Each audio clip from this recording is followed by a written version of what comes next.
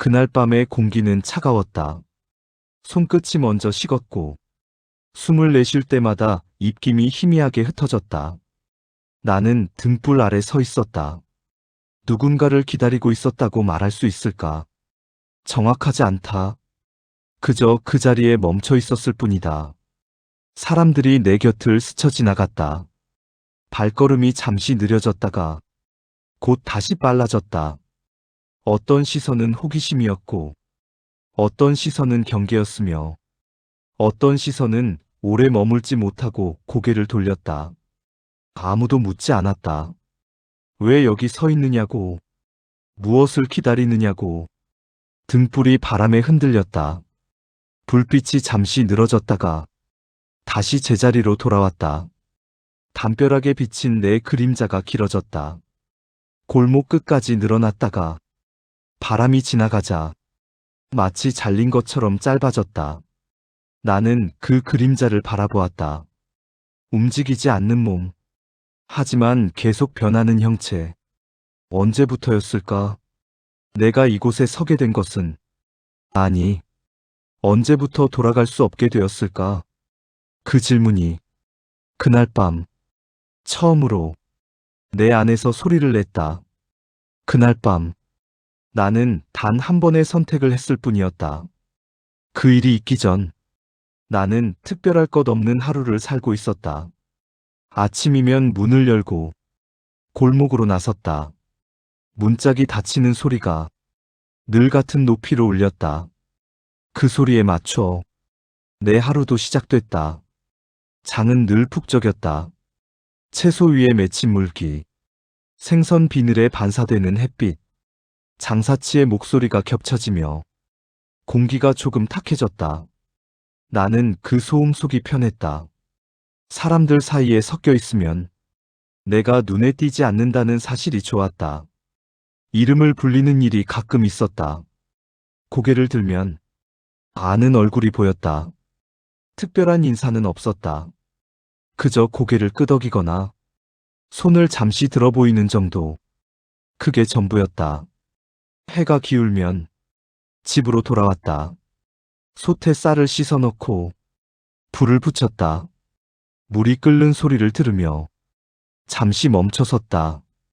창문 너머 하늘은 붉었다가 서서히 어두워졌다. 그 변화는 늘 같은 속도였다. 나는 그 속도를 믿었다.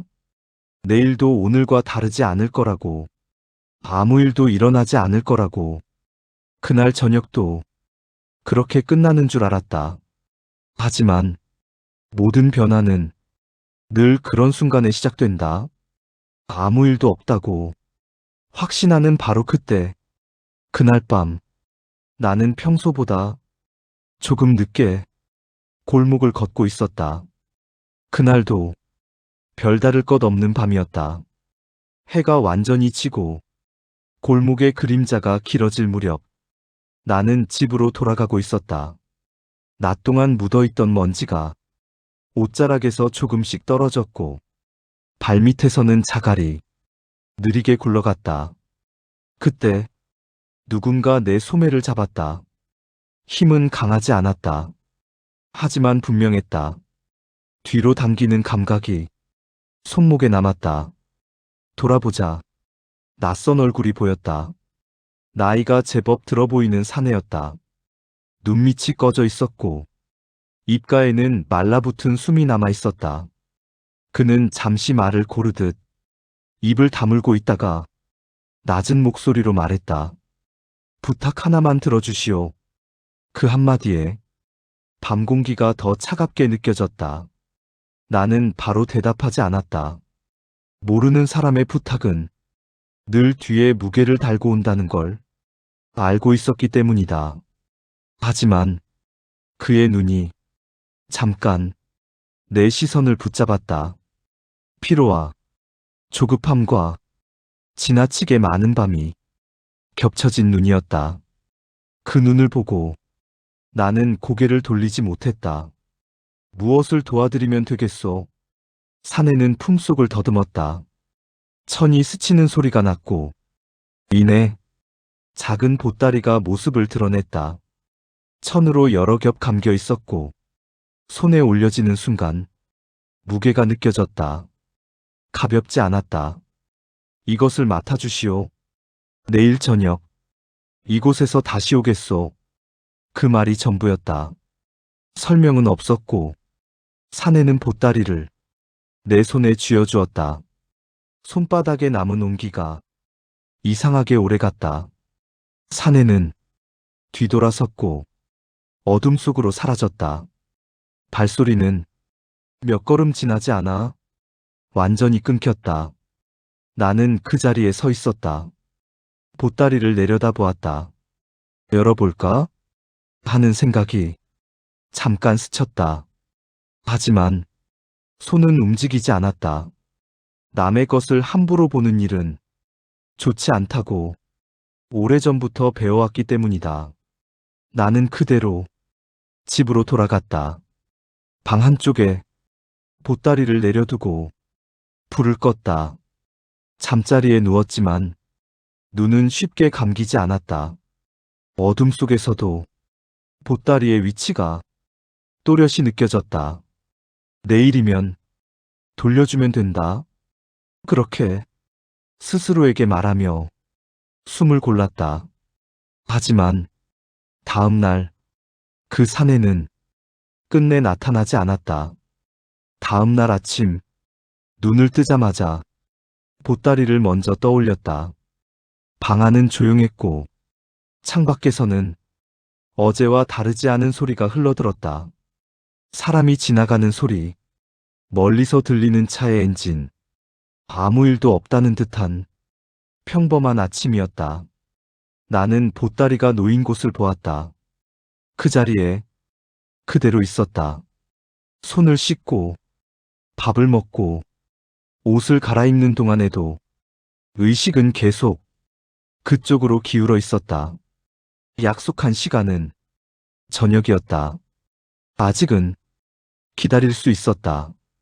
해가 중천에 올랐다가 서서히 기울 때까지 나는 집을 나서지 않았다. 시간이 흐를수록 보따리는 물건이 아니라 기다림처럼 느껴졌다. 저녁이 다가오자 나는 다시 그 골목으로 향했다. 어제와 같은 길, 같은 자갈, 같은 벽의 균열. 하지만 사내는 보이지 않았다. 나는 벽에 등을 기대고 서 있었다. 지나가는 사람들의 얼굴이 몇 번이나 바뀌었지만 그의 눈은 끝내 나타나지 않았다. 약속한 시간은 이미 지났고 밤 공기는 어제보다 더 차가웠다. 이상하다는 생각이 그제야 분명해졌다. 나는 보따리를 조심스레 내려다보았다. 어제보다 조금 더 무겁게 느껴졌다. 천 사이로 묘한 냄새가 배어나왔다. 오래된 나무, 습기, 그리고 설명하기 어려운 시간의 냄새. 나는 숨을 고르고 보따리를 다시 쥐었다. 이제 기다림만으로는 끝나지 않는다는 걸 알고 있었다. 이것을 어떻게 해야 하는지, 누구에게 돌려줘야 하는지, 아니면 내가 끝까지 맡아야 하는 것인지. 골목 끝에서 바람이 한번 불어왔다. 그 순간 나는 깨달았다. 이 보따리는 그날 밤으로 돌아가지 않을 거라는 것을, 그리고 이 선택이 내 삶의 방향을 조용히 틀어놓았다는 사실을 아직은 알지 못한 채로 나는 그 자리에 서 있었다. 집으로 돌아오는 길이 유난히 길게 느껴졌다. 보따리는 내 품 안에 있었다.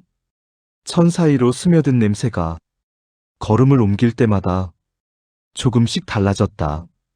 문을 닫자 집 안의 공기가 밖과 분리되었다. 그 순간 조용함이 더 짙어졌다. 나는 등잔에 불을 붙였다. 불꽃이 흔들리며 벽에 그림자를 만들었다. 보따리를 방 한가운데에 놓았다. 그동안 애써 외면하던 생각이 이제는 피할 수 없이 다가왔다. 약속은 지켜지지 않았다. 사내는 오지 않았다.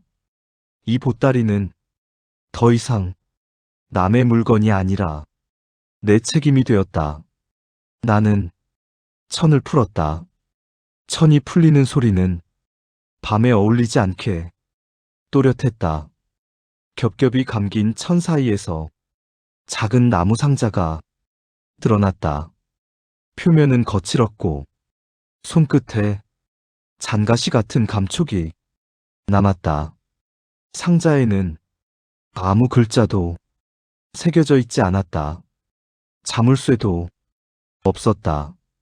나는 한참을 망설이다가 뚜껑을 열었다. 안에는 낡은 종이 묶음이 가지런히 들어 있었다. 손으로 넘기자 바삭한 소리가 났다. 글씨는 익숙하지 않았고 문장은 곳곳이 끊겨 있었다. 그러나 몇 줄만 읽었을 뿐인데 등줄기를 따라 서늘한 기운이 내려갔다. 그 내용은 남의 일이 아니었다. 이름, 장소, 날짜, 어디까지가 우연이고 어디부터가 나와 닿아 있는지 구분할 수 없었다. 나는 종이를 내려놓고 손을 무릎 위에 올렸다. 손바닥이 조금 젖어 있었다. 밖에서는 개 짖는 소리가 멀리서 들려왔다. 그 소리가 이상하게 경고처럼 들렸다. 나는 상자를 다시 덮지 않았다. 이미 열어버린 것은 되돌릴 수 없다는 걸 알고 있었기 때문이다. 이 밤이 그저 지나가지 않을 거라는 것도. 그날 이후 나는 잠을 깊게 자지 못했다. 밤이 되면 등잔불을 켜지 않은 채 어둠 속에 앉아 있었다. 상자는 항상 눈이 닿는 곳에 두었다. 덮어두었지만 존재감은 사라지지 않았다. 종이 묶음 속 글자들이 보이지 않아도 머릿속에서는 계속 이어졌다. 낯선 이름들, 지워진 문장, 중간에서 멈춘 기록. 그중 몇 줄은 이상할 정도로 내 기억과 맞닿아 있었다. 확실히 기억하지 못하는 날. 하지만 몸이 먼저 반응하는 순간들. 손에 남아있던 흉터. 설명할 수 없던 공백. 나는 그 공백을 오래 외면해왔다는 걸 알게 되었다. 며칠이 지나자 집 앞을 지나는 발소리에 자주 귀를 기울이게 됐다. 혹시 그 사내가 돌아오지 않을까? 아니면 다른 누군가가 이 상자를 찾으러 오지는 않을까? 하지만 아무도 오지 않았다. 대신 밤이 깊어질수록 종이 냄새가 더 짙어졌다. 마치 시간이 눅눅해진 것처럼. 나는 결국 다시 상자를 열었다. 이번에는 첫 장부터 읽지 않았다. 가장 마지막에 묶여있던 종이를 꺼냈다. 거기에는 날짜 하나와 짧은 문장만 적혀 있었다. 그날 문을 열지 말 것. 문장은 짧았지만 손끝이 천천히 굳어갔다. 그날은 아직 오지 않았다. 하지만 분명한 건 이미 정해져 있다는 느낌이었다. 나는 종이를 접어 다시 넣지 않았다. 등잔불을 껐고 어둠 속에서 문 쪽을 바라보았다. 문은 닫혀 있었다. 그 평범한 사실이 그날 밤 이상할 정도로 위태롭게 느껴졌다. 그리고 나는 처음으로 이 기록이 과거가 아니라 앞으로의 일을 적고 있다는 생각을 하게 되었다. 집을 정리하기 시작했다. 결심을 한 것은 아니었다. 그저 손이 먼저 움직였다. 방 안을 둘러보니 필요한 것보다 남아있는 것이 더 많았다. 오래된 그릇, 다른 베개, 한 번도 다시 펼치지 않은 종이들. 손에 쥐었다가 내려놓고 다시 집어들었다. 버릴 때마다 소리가 났다. 나무가 부딪히는 소리, 천이 접히는 소리, 숨이 조금 가벼워지는 소리. 물건이 줄어들수록 방은 넓어졌다. 아니, 내가 비로소 방 안에 들어온 것 같았다. 해가 지고 어둠이 내려앉아도 불을 켜지 않았다. 창문 너머로 다른 집의 불빛이 보였다. 그 안에서는 사람들이 모여 앉아 밥을 먹고 말을 나누고 있을 것이다. 그 불빛을 오래 바라보다가 눈을 떼었다. 외로움이라는 말이 입안에서 맴돌았지만 소리내지 않았다. 그럴 필요는 없었다. 보따리는 여전히 방 한쪽에 있었다. 천은 조금 헤어졌고 모서리는 손에 익어 있었다. 나는 가까이 다가갔다.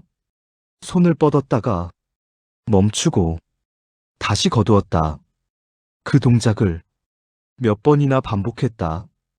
열면 끝이 날 것 같았고, 열지 않으면 계속 이곳에 머물게 될 것 같았다. 결국 나는 열지 않았다. 보따리를 그대로 두고 문을 열었다. 밤 공기가 방 안으로 흘러들었다. 차가웠고 맑았다. 나는 그 공기를 들이마신 채 천천히 골목으로 걸어 나갔다. 등불이 보였다. 그 아래에 내 자리가 있는 것처럼 느껴졌다. 그날 이후 나는 매일 같은 시간에 그 골목으로 나왔다. 해가 완전히 지고 바람이 골목 끝을 훑고 지나갈 즈음 등불은 늘 먼저 켜져 있었다. 불빛은 밝지도 어둡지도 않았다. 그저 그 자리를 표시하고 있을 뿐이었다. 나는 그 아래에 섰다. 보따리는 가지고 오지 않았다. 이제 그것은 방 안에 남겨두어도 될 것 같았다. 사람들이 지나갔다. 처음에는 걸음을 늦추었다. 고개를 돌려 나를 보았다. 속삭이는 소리가 바람을 타고 짧게 흩어졌다. 왜 저기 서 있는지, 무엇을 기다리는지. 나는 아무 대답도 하지 않았다. 입을 열지 않아도 밤은 흘러갔다. 며칠이 지나자 사람들은 더 이상 멈추지 않았다. 나는 골목의 일부가 되었다. 벽과 등불과 바닥의 돌처럼. 어느 날 누군가 그렇게 불렀다. 돌아가지 못한 사람. 그 말은 놀랍도록 자연스럽게 들렸다.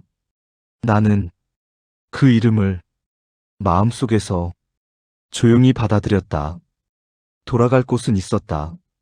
하지만 발이 그쪽으로 향하지 않았다. 등불 아래에 서 있으면 시간이 느리게 흘렀다. 그림자가 길어졌다가 짧아지고 계절이 조금씩 바뀌었다. 봄의 냄새, 여름의 열기, 가을의 먼지, 겨울의 숨결, 모두 그 자리에서 지나갔다. 사람들은 내 이야기를 각자 다르게 말했다.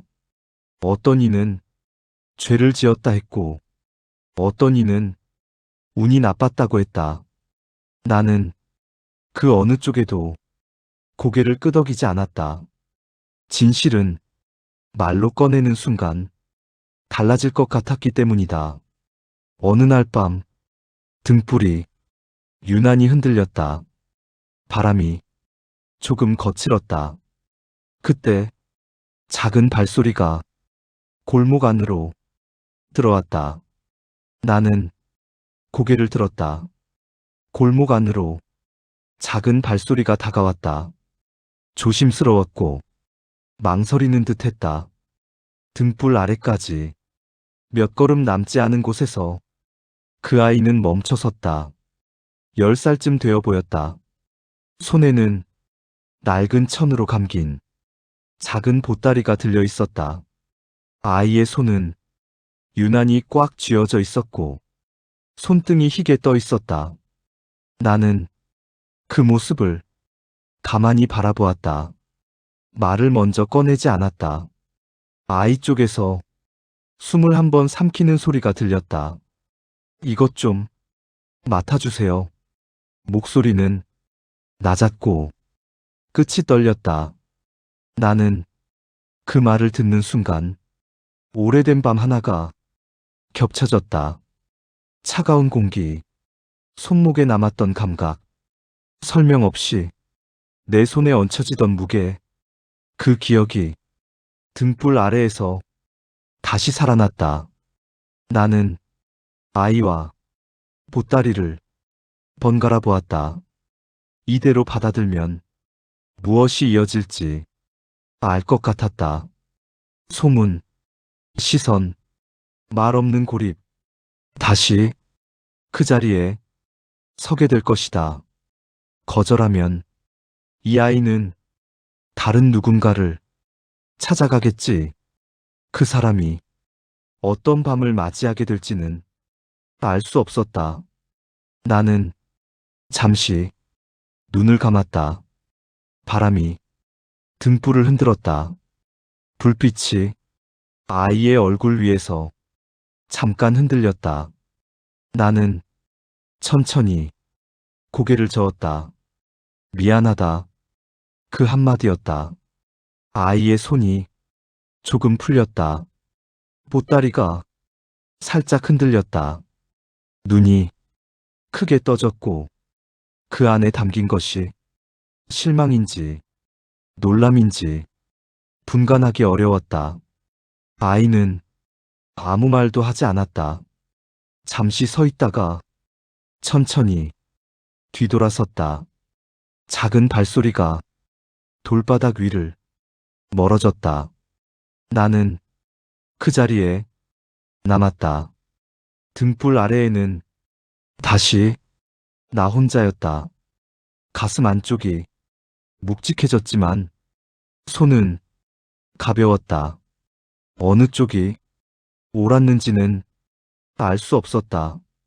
다만 이번에는 같은 밤으로 돌아가지 않았다는 것만은 분명했다. 그날 밤 나는 골목을 떠났다. 뒤를 돌아보지 않았다.